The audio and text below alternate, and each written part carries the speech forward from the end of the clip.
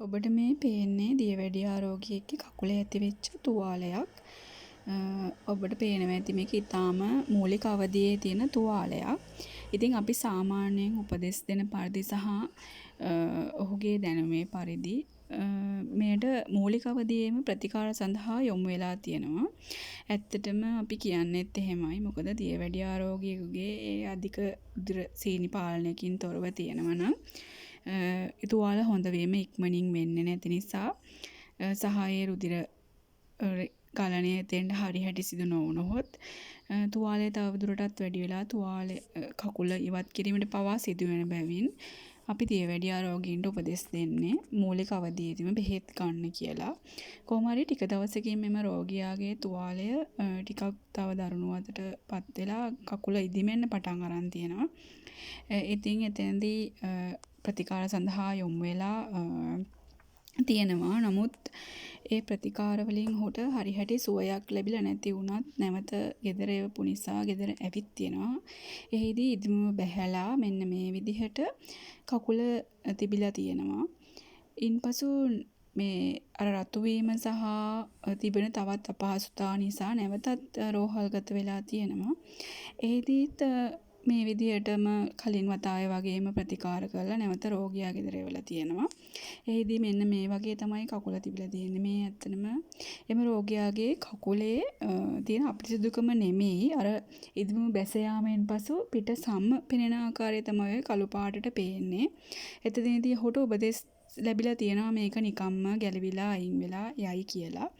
ඉතින් නැවතත් ඔහු නිවසට පැමිණිලා තියෙනවා. කොහොම හරි මේක දැක්කට පස්සේ මේක ඇතුලේ මොනවා හරි තරලයක් තියෙනවා කියලා දැනුණ නිසා ඇත්තටම අපි මේක ස්ටෙරයිල් නීඩල් එකක් ආධාරයෙන් පොඩ්ඩක් සිදුරු කරලා බැලුවා. මේක නිවසේදී ඇත්තටම කරන්න හොඳ දෙයක් නෙවෙයි. නමුත් ඒ අවස්ථාවේ හැටියට දෙපාරක්ම රෝහල්ගත වෙලා පැමිණි නිසා වෙන කරන්න දෙයක් හිතා ගන්න බැරුණ නිසා තමයි මේ විදිහට සිදුරු කරලා බැලුවේ. එලෙස සිදු කරලා බලනකොට ඇතුලෙන් මෙන්න මේ වගේ දෙයක් පේන්න තිබුණා. ඊට පස්සේ නැවතත් වෛද්‍යවරයෙක් හමුවට ගියා. එහිදී උපදෙස් ලැබුණා. දවස් 3ක් මෙන්න මේ දුඹුරු පාට බෙහෙත් එක ගාලා නැවත ඔහු හමු වෙන්න එන්න කියලා. ඉන්පසු අපි මේ විදිහට දවස් 3ක් ගාලා එතුමාව හම්බ වෙන්න ගියා. එහිදී මට ඔයාලට කියන්න තියෙන්නේ මූලික අවධියේදී ප්‍රතිකාරගත යුතුයි කියන එක මූලික අවධියේදී නිසි ප්‍රතිකාරගත යුතුයි කියන එක. මොකද මෙතනදී ඇත්තටම අපිට පොඩි හරි මේ තුවාල ගැන කිසිම අවබෝධයක් නොතිබුණා නම් අපි තව වතාවක් මේ විදිහට මේ ඇතුලෙන් පැසවලා තියෙන තුවාලෙට බෙහෙත් ගන්න නොයා ඉන්න තිබුණා. ගෙදරට වෙලා මේ බලාගෙන ඉන්න තිබුණා. අර වටේ පිටේ යාගේ තිබුණ දැනුමත් එක්ක තමයි මේ රෝගියාව අපි නැවතත් වෛද්‍ය ප්‍රතිකාර වලට යොමු කරේ. එහිදී මෙන්න මේ විදිහට තමයි තුවාලේ තිබුණේ. මෙම තුවාලයට නිකම්ම උඩින් බෙහෙත් දාලා නැවත ගෙදර එවනවා. එතෙන්දී අපි තීරණය කරනවා මේ විදිහට තුවාලෙට නිකම් බෙහෙත් දැම්මට නම් මේක හරියන එකක් නෑ. මේක ඇතුලෙන් තවත් පැසවනවා ඇති කියලා. ඉතින් ඊට පස්සේ අපි ගොඩක් දේවල් හොයලා බලනවා, තීරණය කරනවා, යාළුවන්ගෙන් අහලා බලනවා. ඊළඟට අපි මොකද්ද කරන්න ඕනි කියන පියවර ගැන. එතෙන්දී අපි තීරණය කරනවා තවත් කෙනෙකු ළඟට ගිහිල්ලා මෙම තුවාලයට ප්‍රතිකාර කිරීම සඳහා ආරම්භ කරන්න. එහිදී අපි ඔහුට මෙම තුවාලය පෙන්ලා ඔහුගෙන් විමසනවා. එහිදී ඔහු කියනවා මේ විදිහට මේකට තුවාලයට පිරිසිදු කරන්න නැතුව බෙහෙත් දාලා වැඩක් නැහැ. ඒ නිසා අපි පළවෙනියටම මේක පිරිසිදු කරලා බෙහෙත් දාන්න ඕනේ. හැබැයි දියවැඩියා රෝගයක් නිසා ඔයා පළවෙනිවම කරන්න ඕනේ දියවැඩියාව පාලනය කරන එක කියලා. මෙන්න මේ විදිහට තමයි මේ පළවෙනි දවසේ සුද්ධ කරාට පස්සේ පිරිසිදු කරාට පස්සේ කකුල පේන්න තිබුණ විදිහ. ඒ වගේම ඔහු ඇන්ටිබයොටික් ගන්න ඕනි විදිහ කියනවා සහ කකුල පිරිසිදු කරන්න ඕනි විදිහ, තෙත මාත්තු කරන්න ඕනි විදිහ මේ රෝගියාට කියලා දෙනවා.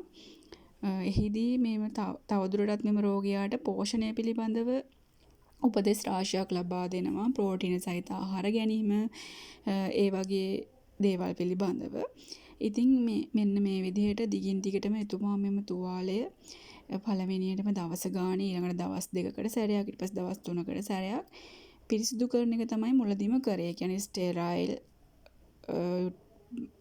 යුටෙන්සිල්ස් භාවිතා කරලා මේකේ තියෙන මේ සැරව ඉවත් කරන එක තමයි එතුමා පළවෙනියටම කරේ.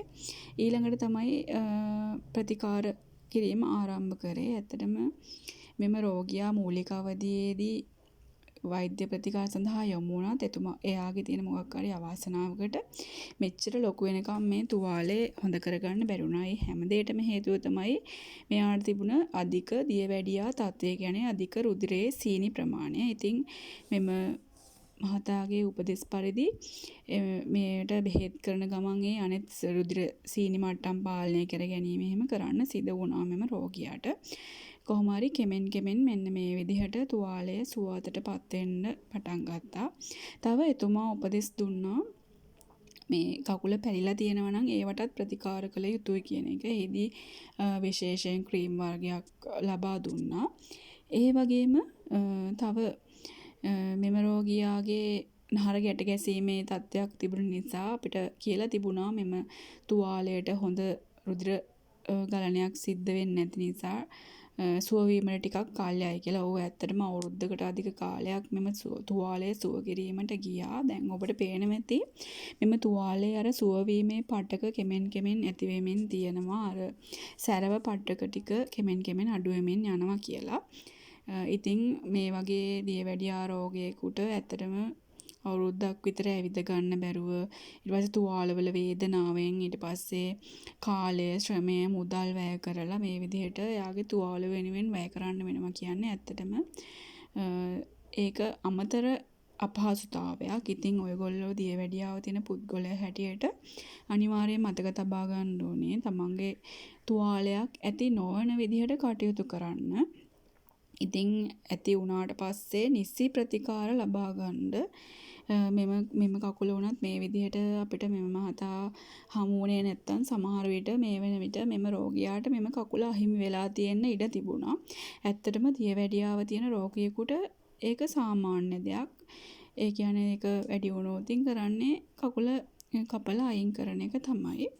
ඉතින් තමන් දැනගන්න ඕනේ තමන්ට දියවැඩියාව තියෙනවා නම් ඒ කකුල් අර හවසට හොදන්න, ඊට පස්සේ තෙත මාත්තු කරන්න, ඇඟිලි කරු අතර බරන්න, ඒ වගේ අවශ්‍ය දේවල් ටික කරන්න දියවැඩියා රෝගියෙක් දැනගෙන ඉන්න ඕනේ. ඊට පස්සේ සපත්තු හෝ සෙරප්පු නොදා ඇවිදින්න නැතුව ඉන්න, සපත්තු පාවිච්චි කරන්න හෝ සෙරප්පු භාවිතා කරන්න. ඉතින් මේ විදිහට මේ තුවාල කෙමෙන් සුවතට හැරුණා. හැබැයි මේකට අවුරුද්දකට අධික කාලයක් ගියා. සහ රෝගියා ඒ අවුරුද්දට අධික කාලයේ පුදුම කැපකිරීමක් කරන්න සිද්ධ වුණා තමන්ගේ කකුල සුව කර ගැනීම සම්බන්ධව. ඉතින් අපිට මේ විදිහට මේක සුව කරගන්න පුළුවන් වුණාට අපි දන්නවා බොහොමයක් අයට මේ විදිහට සුව කරගන්න බැරි වෙනවා.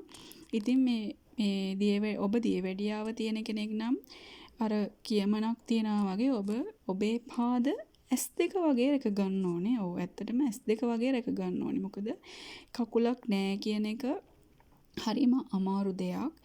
ඉතින් මේ වීඩියෝ එක මම දැම්මේ ඇත්තටම අර කලින් සිදුවෙච්ච ප්‍රතිකාරවල අඩලු හොඩුගම් කියන්න නෙමෙයි. මේ විදිහට ආරක්ෂා වෙන්න ඕනේ කියන දේ විතරක් ඔයාලට කියන්න. ඉතින් මේ රෝගියා වුණත් පසුව තේරුම් ගත්තා තමන් කොහොමද ඒක තමන්ගේ කකුල ආරක්ෂා කරගන්න ඕනේ කියන විදිහ. ඉතින් මේක තමයි මේ රෝගියාගේ කතාව. මේ දිගින් දිගටම හෙමින් සුව වෙමින් යන කකුල තමයි ඔබට මේ දකින්න ලැබෙන්නේ. අවසානයේ මෙම තුවාලය සම්පූර්ණයෙන්ම සුවහතට හැරුණා. ඔබ දියවැඩියා රෝගියෙක් නම් එකවරක් දෙවරක් නොව තුන්වරක්ම ඔබේ මේ පාද පිළිබඳ සැලකිලිමත් වෙන්න. මොකද පාදයක් නැතුව ජීවත් වෙන එක හරිම අමාරු දෙයක්. ඉතින් මම තවදුරටත් කියන්නේ මගේ Facebook post එකකුත් මම මේ පිළිබඳව දාලා තියෙනවා. ඒකත් බලන්න.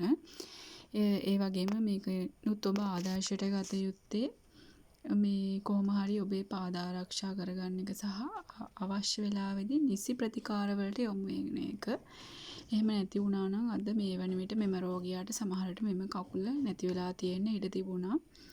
ඉතින් මේ වීඩියෝ එක බලලා ඔබගේ අනිත් අයවත් මේ පිළිබඳව දැනුවත් කරන්න, ෂෙයා කරන්න.